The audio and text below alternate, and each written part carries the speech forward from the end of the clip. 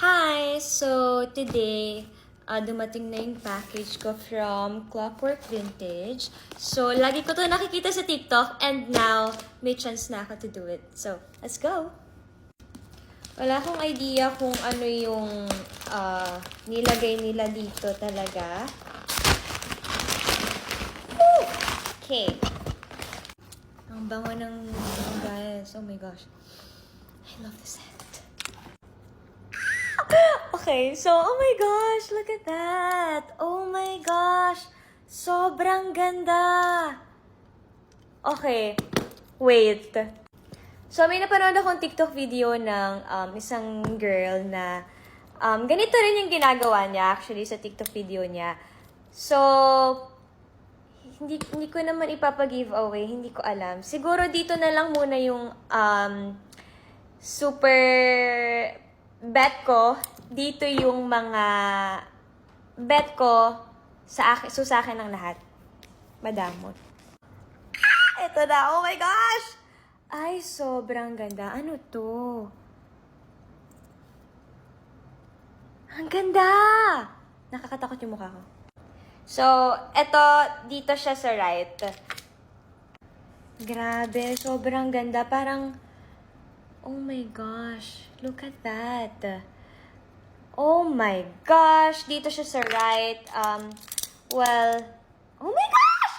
Wala akong masabi. Sobrang ganda ng mga pinadala ng Clockwork Vintage sa akin. Naiiyak ako. Okay, so this one, cute siya.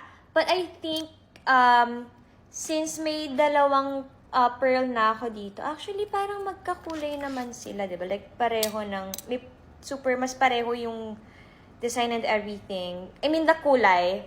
So, I think ito, dito siya. Sa super bet, ito sa bet ko rin, pero pag-iisipan ko pa. Okay, so ito, I feel like mas bagay ito pag sa mga kaedaran nila Kali. So, let's see.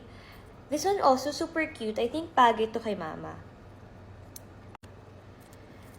Ang ganda nito. May ano siya. A shell ba to? Pearly shell. Ha? Parang bagay ito kila ate. I think, yeah. I think bagay ito kila ate. This is Christian Dior. It's mine. So, sa right side siya mapupunta. Wow. What? Ang ganda nito. Sobrang payat lang talaga ng wrist ko. Pero, ang ganda nito, sa akin to, ay, ang damot.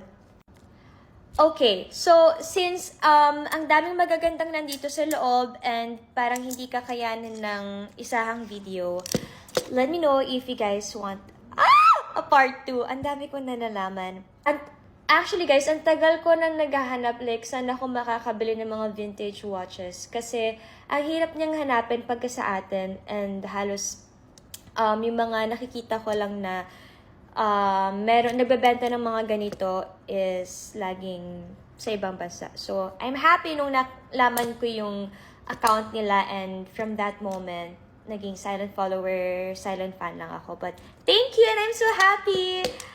And mas marami akong nakuha para sa akin. Learn to share your blessings. Bye-bye!